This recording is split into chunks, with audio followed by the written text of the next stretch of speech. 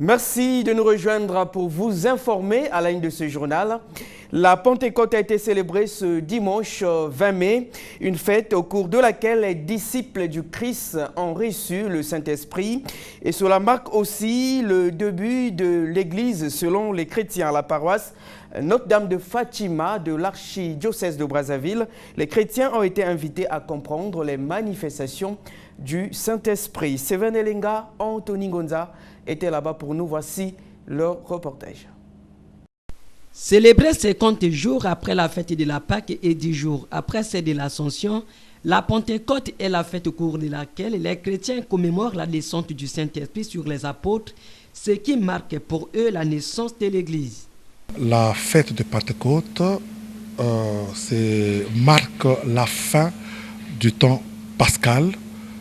La fête de Pentecôte, c'est le début de l'Église. Donc, elle marque la naissance de l'Église.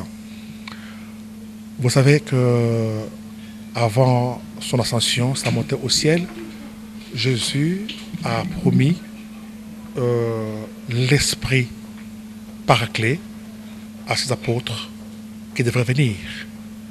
Et c'est à cette occasion que cet esprit est reçu pour avoir le courage, réunir le courage de témoigner le Christ à travers les nations. À cette occasion, les chrétiens catholiques ont été exhortés d'être à l'écoute du Saint-Esprit. Le message est tiré du livre des Galates 5, versets 7 à 22. Le message était beaucoup plus centré sur la prise de conscience de l'Esprit Saint en nous et aussi d'être à l'écoute de cet esprit qui nous guide, qui nous oriente vers la vérité que le Christ avait promis. À noter que la date de la Pentecôte a été proposée par l'Église catholique conformément au calendrier romain. Ils sont transporteurs des colis dans les marchés, ils en ont fait leur métier et ils sont de plus en plus nombreux à Brazzaville. Leur outil de travail, une brouette appelée communément Koro Koro Zoom sur cette activité qui nourrit plusieurs jeunes brazzavillois avec Jude Moutali et Eric Kabamba. Ceux qui vivent, ce sont ceux qui luttent, disait Victor Hugo. Ces Brazzavillois ont peut-être bien compris cette pensée en se lançant dans cette activité, celle de transporter les marchandises, colis et autres, à l'aide des brouettes moyennant quelque chose. Une activité jadis exercée en majorité par les expatriés. Mais la difficulté créant le génie, aujourd'hui quelques jeunes Congolais ont suivi la cadence. Oui, j'ai fait un enfant, j'ai une gosse, je loue la maison. J'ai une femme dans la maison, quand même c'est bon, ça se passe un peu bien. Par jour, tu peux encaisser combien quand tu travailles bien? Ça dépend quand je travaille bien, parfois je peux avoir 7 000, 5 000 francs, 4 000 par jour. Donc chaque semaine on paye 900 francs. Non, comme ici, depuis le matin jusqu'au ménage, je prends seulement les brouettes et les enfants à la maison, mais le boulot là, ça ne suffit pas avec moi. Par jour, tu peux même avoir de 3 000, soit de 3 500. Moi, c'est ce qu'on appelle l'argent des brouettes, parce que chaque jour, on paye les brouettes 500. Bon, les besoins, par exemple, bon, là, je suis un étudiant, là, je ne fréquente plus. C'est pour là que je prends la brouette chez l'oncle pour essayer un peu de chercher des petits sous pour préparer ma rentrée l'année prochaine. Ouais. Donc, je me bats pour faire le tout chaque jour, de trouver au moins 5 000, partir mettre 4 000 en compte et rester avec 1 000 francs. Ces jeunes transporteurs de marchandises communément appelés Koro Koro soulignent ici les difficultés qu'ils rencontrent. Ah, mais c'est seulement le problème des billets, vraiment. Chaque jour le billet, même par semaine, on paye le billet. De mardi au samedi, on paye les billets 2 fois, donc ce n'est pas bon. C'est seulement ça le problème des billets, c'est vraiment... La mairie vraiment m'embête beaucoup pour les billets là. Les difficultés, c'est la police. Nous, quand on s'assoit ici, la police qui peut passer tous les jours, on nous arrête parfois. Surtout Tangoma. La police de Tangoma. Sans problème, sans rien. Et lorsque nous avons tendu notre micro à certains Brazzavillois sur l'opportunité de cette activité, la cloche a donné plusieurs sons. Oui, mais cela dû à quoi? C'est parce que la jeunesse congolaise a compris qu'il fallait s'atteler à tous les métiers. Voilà, comme les gens, nos amis de la RDC sont partis, maintenant les Congolais, la jeunesse congolaise a pris de la relève. Tout travail qui est de l'humanité, a de la dignité et de l'importance. Ce sont les pères de famille. Ils nourrissent leur famille avec ce métier-là, avec ce travail-là. Donc il n'y a pas d'impact. Au contraire, je suis fier en tant que Congolais. Je dirais que c'est grosso modo que c'est une honte pour la République. Une honte parce que les décideurs peuvent mieux faire pour occuper tout un chacun, mais pas avoir des gens trembadés de brouettes dans... Hier, c'était comme relégué au second plan, réservé aux amis d'en face de Congo, de la RDC. Mais maintenant, les Congolais ont pris en main le métier.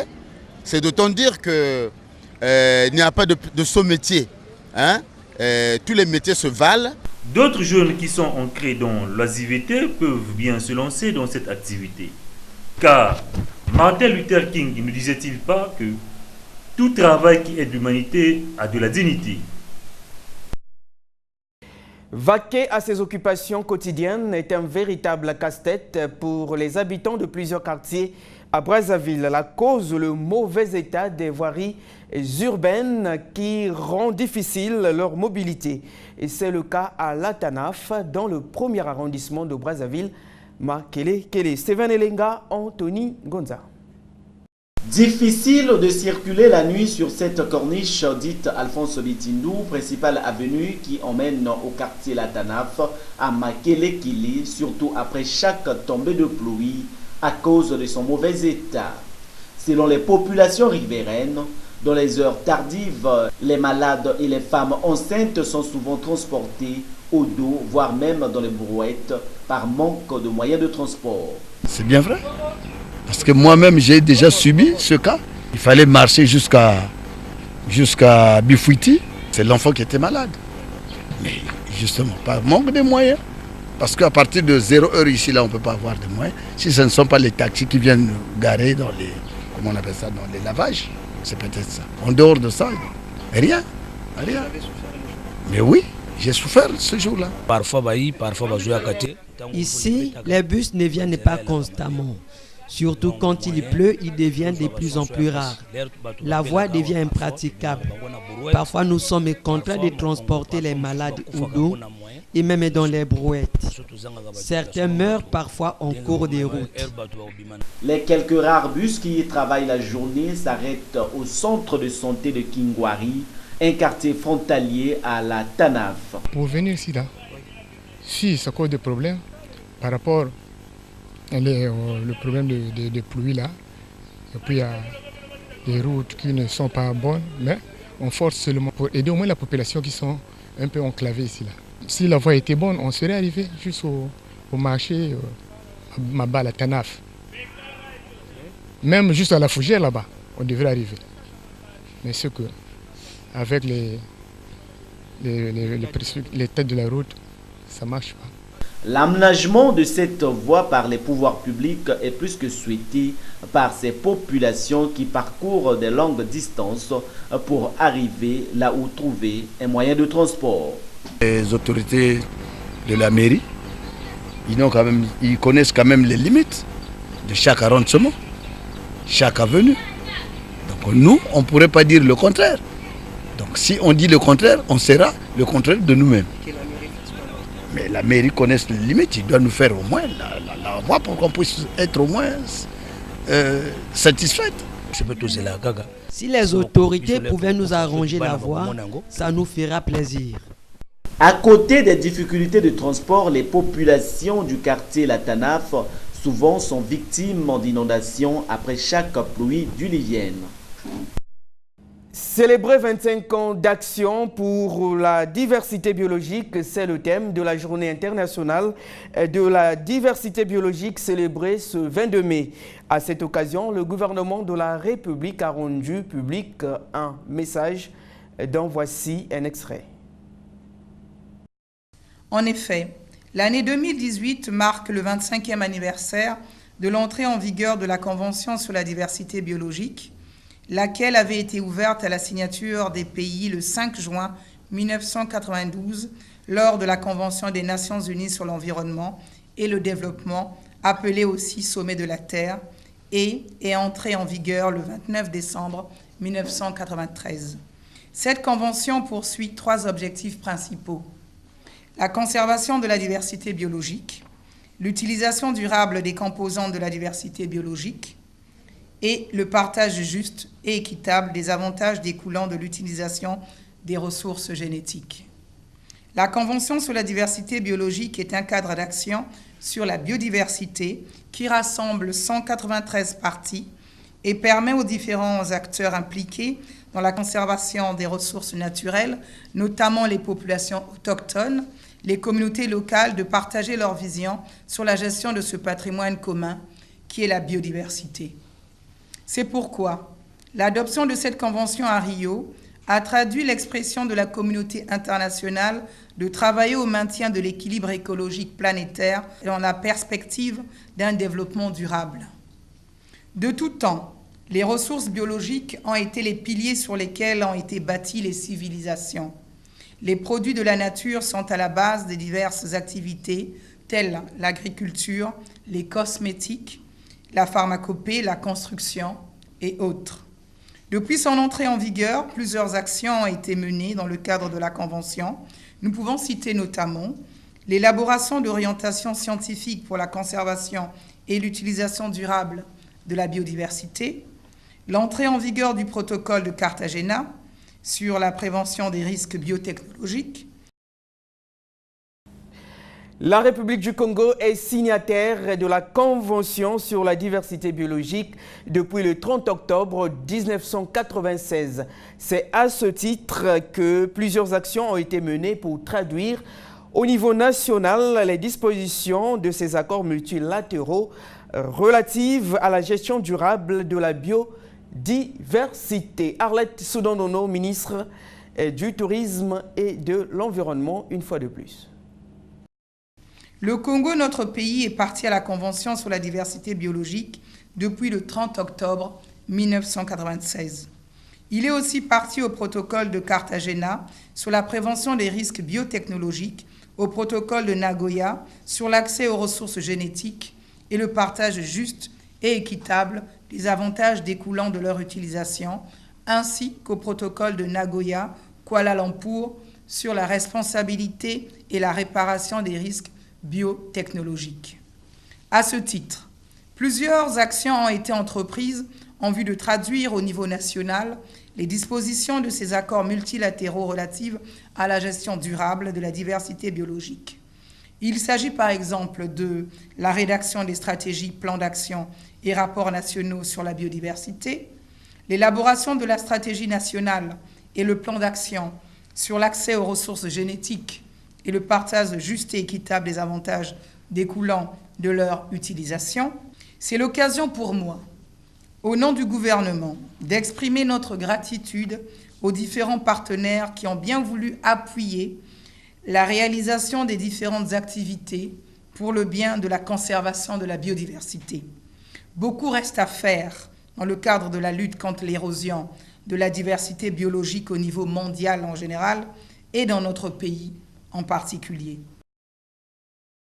Football pour terminer, Congo 3, Botswana 0. C'est le résultat du match retour au comptant pour le deuxième tour des éliminatoires de la CAN U20 disputé dimanche au stade Alphonse Massamba Deba. Nous sommes à Brazzaville. Les Congolais se sont qualifiés pour le troisième tour. Retour sur cette qualification avec Fidel Stalgar Diamba. Le ton avait été donné aussitôt, le coup d'envoi par Benny Makwana qui a mis en mal la défense et le portier. Ce but n'a pas découragé les visiteurs qui, bien au contraire, ont tenté quelques descentes, mais en vain, la coordination entre le milieu de terrain et l'attaque n'a pas marché en lisant la stratégie mise en place par l'entraîneur. L'attaque congolaise, elle non plus, n'a pas donné satisfaction. Les Diables Rouges U20 ont réussi le deuxième but par Roland Okuri à la 55e minute. Là, le public et le staff technique et même les joueurs pouvaient pousser un haut feu de soulagement tout en assurant les arrière-gardes. Enfin, le troisième de Racine Luamba a coupé le souffle aux Botswanais. Score final 3-0 en faveur des Diables Rouges. L'entraîneur congolais est plus que satisfait. Même en déplacement à Gaborone, la possibilité était là pour faire le break. Le 20 sont des joueurs qui jouent dans notre ligue, la Ligue 1. Moi, je travaille depuis 10 jours. Quand même, il ne faut pas rêver que moi, je n'ai pas la baguette magique. Mais moi, que j'essaie de donner à les joueurs, d'abord qu'on maîtrise le ballon. Et on maîtrise. Parfois, on va vers l'avant. Parfois, on garde la balle. Moi, je vous demande, vous, qui analysez le foot, c'est quoi le danger que l'équipe du Botswana a mis mon équipe? Aucun. Il n'y a aucun moment. Nous, on maîtrisait depuis le départ. Tout ça, on mérite quand même un petit peu de temps. Parce que, comme j'ai dit, les gamins qui sont là, le 17, ça fait déjà 15 mois qu'on travaille ensemble. Le 20, c'est fait, on peut dire aujourd'hui, 15 jours. C'est des joueurs qui ont des habitudes, s'entraînent dans leur club. Et le 17, c'est différent, ils s'entraînent tous les jours avec moi. C'est complètement différent.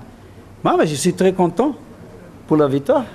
L'entraîneur botswanais déplore les consignes non respectées par ses poulains. Malgré cette élimination, l'avenir est devant ces jeunes. Yes, the future is bright for my players. Alors qu'ils ont, these ones they will be retired. Ils ont un bon futur parce que mes joueurs jouent, obéissent carrément au règlement parce qu'ils sont jeunes et quand ils vont grandir, ils vont faire une bonne équipe. Le troisième tour aura lieu au mois de juillet. Le Congo sera face au Sénégal qui a écarté l'Égypte au tir au but 7-6 après 1-0-0 en aller et retour. Ainsi s'achève ce journal. Madame, Monsieur, merci à vous de l'avoir suivi. Au revoir.